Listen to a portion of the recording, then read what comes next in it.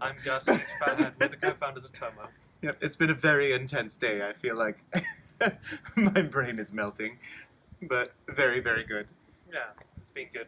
I think a high point, um, certainly an exhilarating and slightly one of the more mind-melting points, was going through and discussing and figuring out what we actually want out of this business.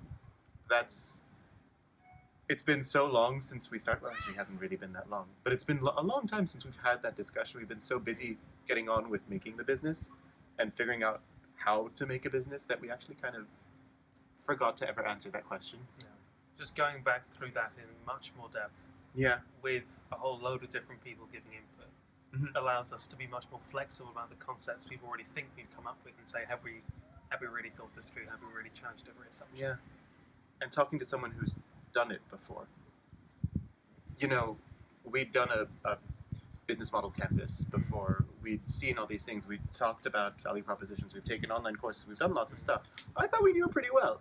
Yeah. And then you get someone talking you through it bit by bit, and you realize that you had no idea how to use this tool and that there's so much more depth that it can have, which, mind has melted a little bit.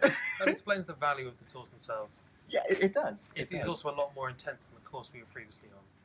Which we thought was intense.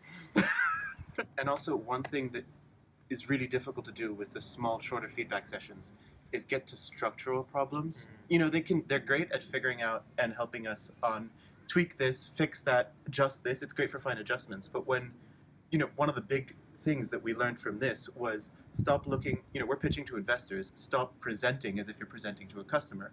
Rearrange this, pitch to an investor. That's a fundamental problem. That's a very fundamental thing, which you can't do in 2-minute bits. Yeah. That you really have to take the whole thing apart, which is a painful process, and then put it back together. And that's an hour, 2 hours work.